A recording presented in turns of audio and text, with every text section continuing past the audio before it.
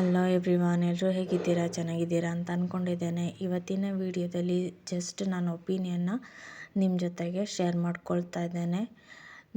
ನನಗೆ ಓದೋ ರೊಟೀನು ಯಾವ ಥರ ಇರುತ್ತೆ ಅಂದರೆ, ನನಗೆ ರೆಗ್ಯುಲರಾಗಿ ಓದ್ಕೊಳ್ಬೇಕು ಅಂತ ಒಂದು ಟೈಮ್ ಅಂತ ಸಿಗಲ್ಲ.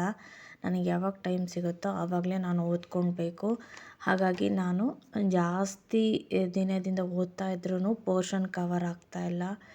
ಯಾಕೆ ಅಂತಂದರೆ ನನಗೆ ನಾನು ಸ್ಲೋ ಲರ್ನರು, ನಾನು ಮೆಲ್ಲಕ್ಕೆ ಅರ್ಥ ಮಾಡಿಕೊಂಡೆ ಓದೋದು.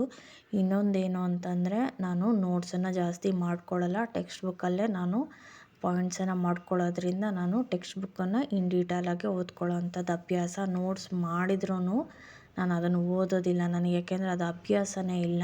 ನಾನು ಟೆಕ್ಸ್ಟ್ ಬುಕ್ಕೇ ಓದೋದು ನಾನು. ಹಾಗಾಗಿ ನನಗೆ ಸ್ವಲ್ಪ ಪೋರ್ಷನ್ ಕವರ್ ಆಗೋದು ಕಡಿಮೆ ಆಗುತ್ತೆ. ಇನ್ನೊಂದೇನು ಅಂತಂದರೆ, ನನಗೆ ಟೈಮೇ ಸಿಕ್ಕಲ್ಲ. ಟೈಮ್ ಸಿಕ್ಕಲ್ಲ ಅಂದರೆ ಟೈಮ್ ಮಾಡ್ಕೊಳ್ಬೇಕಷ್ಟೆ ಓದೋದಕ್ಕೆ. ಫ್ಯಾಮಿಲಿ ಇದೆ. ಫ್ಯಾಮಿಲಿ ಇದ್ದರೆ ನಿಮಗೆ ಗೊತ್ತೇ ಇರುತ್ತೆ ಏನೇನೆಲ್ಲ ಪ್ರಾಬ್ಲಮ್ಸ್ ಇರುತ್ತೆ ಅಂತ. ನೀವು ನೋಡ್ತಾ ಇರ್ತೀರ, ಎಕ್ಸ್ಪೀರಿಯೆನ್ಸ್ ಆಗಿರುತ್ತೆ. ಹಾಗೆಯೇ ಮಕ್ಕಳಿದ್ದಾರೆ. ಮಕ್ಕಳಿದ್ದಾಗಂತೂ ನಿಮಗೆ ಗೊತ್ತೇ ಇರುತ್ತೆ, ಚಿಕ್ಕ ಪಾಪು ಮಲಗಿದ್ದಾಗೆ ನಾನು ಓದ್ಕೊಳ್ಬೇಕು. ಇಲ್ಲ ಅಂತಂದರೆ ನಾನು ಬುಕ್ ಇಟ್ಕೊಂಡು ಕೂತ್ಕೊಂಡ್ಬಿಟ್ರೆ ಆ ಮಕ್ಕಳಿಗೂ ಕಷ್ಟ. ಹಾಗೆಯೇ ಮನೆಯಲ್ಲಿ ಅದು ಒಂಥರ ನೆಗೆಟಿವ್ ಎನರ್ಜಿ ಬಂದುಬಿಡುತ್ತೆ. ಎಲ್ಲರೂ ನೆಗೆಟಿವ್ ಮಾತಾಡಿದ ತಕ್ಷಣ ಡಿಮೋಟಿವೇಟ್ ಆಗಿಬಿಡ್ತೀವಿ. ಹಾಗಾಗಿ ಓದೋದೇ ಬಿಟ್ಬಿಡ್ತೀವಿ. ಅದಕ್ಕೆ ನಾನೇನು ಅಂದರೆ, ಫ್ಯಾಮಿಲಿ ಎಲ್ಲ ಒಂದು ಕಡೆಗಾದರೆ ಓದೋದು ಇನ್ನೊಂದು ಕಡೆಗೆ. ಯಾವುದೇ ಥರದ್ದು ಇಂಟರ್ಲಿಂಕ್ ಮಾಡೋಕ್ಕೆ ಹೋಗಲ್ಲ. ನನ್ನ ಕಂಫರ್ಟ್ ಝೋನು, ನನ್ನ ಮೆಂಟಾಲಿಟಿ ಯಾವಾಗಿರುತ್ತೋ ಆವಾಗ ಮಾತ್ರ ನಾನು ಓದೋದ ಕಡೆ ಫೋಕಸ್ ಇತ್ತು ಅಂದರೆ ಮಾತ್ರ ಓದೋಕ್ಕೆ ಕೂಡ್ತೇನೆ. ಹಾಗಾಗಿ ನನಗಿನ್ನೂ ಪೋರ್ಷನ್ನೇ ಕವರ್ ಆಗಿಲ್ಲ. ಯಾರೋ ಕೇಳ್ತಿದ್ರಿ ನೋಟ್ಸು ಶೇರ್ ಮಾಡಿ ಅಂತ. ನಾನು ನೋಟ್ಸ್ ಮಾಡೋದು ಕಡಿಮೆ. ಮಾಡ್ಕೊಂಡಿದ್ದು ನಿಮಗೇನಾದರೂ ಟಾಪಿಕ್ ಹೇಳಿದರೆ ನಾನು ಅದರಲ್ಲಿ ಮಾಡಿದರೆ ಗ್ಯಾರಂಟಿ ಶೇರ್ ಮಾಡ್ತೇನೆ.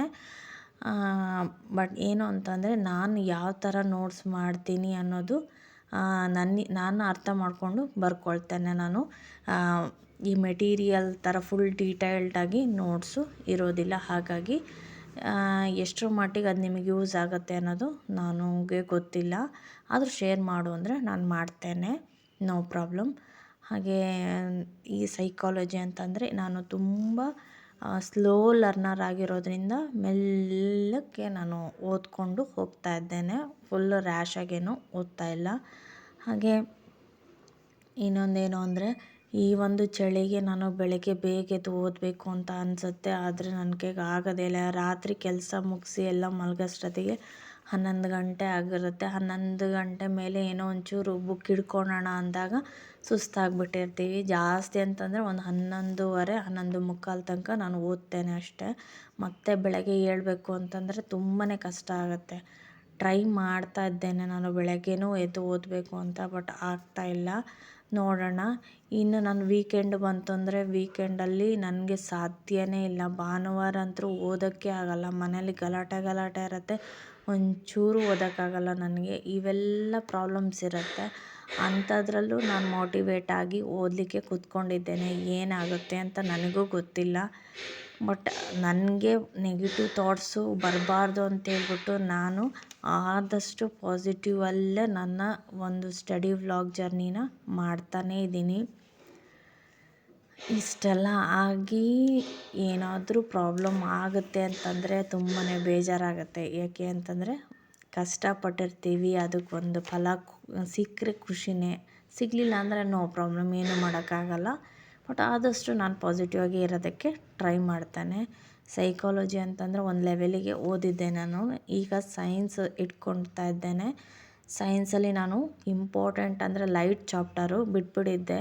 ಆ ಲೈಟ್ ಚಾಪ್ಟರು ನಾನು ತುಂಬ ಇಂಪಾರ್ಟೆಂಟ್ ಚಾಪ್ಟರ್ ಅಲ್ವಾ, ಅದನ್ನೇ ಬಿಟ್ಬಿಟ್ಟಿದ್ದೆ ನಾನು, ಓದೇ ಇರಲಿಲ್ಲ.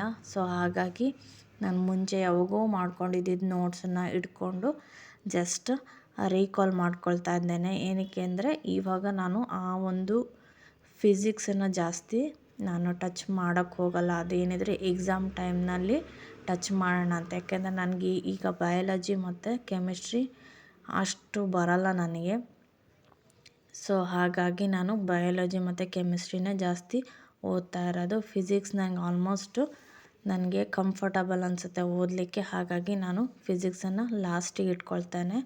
ಅದು ನನಗೆ ಜಾಸ್ತಿ ಇಂಪಾರ್ಟೆಂಟ್ ಕೊಟ್ಟು ಓದೋ, ಏಕೆಂದರೆ ನಂಗೆ ಆಲ್ಮೋಸ್ಟ್ ಕಾನ್ಸೆಪ್ಟ್ಸ್ ಎಲ್ಲ ಗೊತ್ತಿದೆ.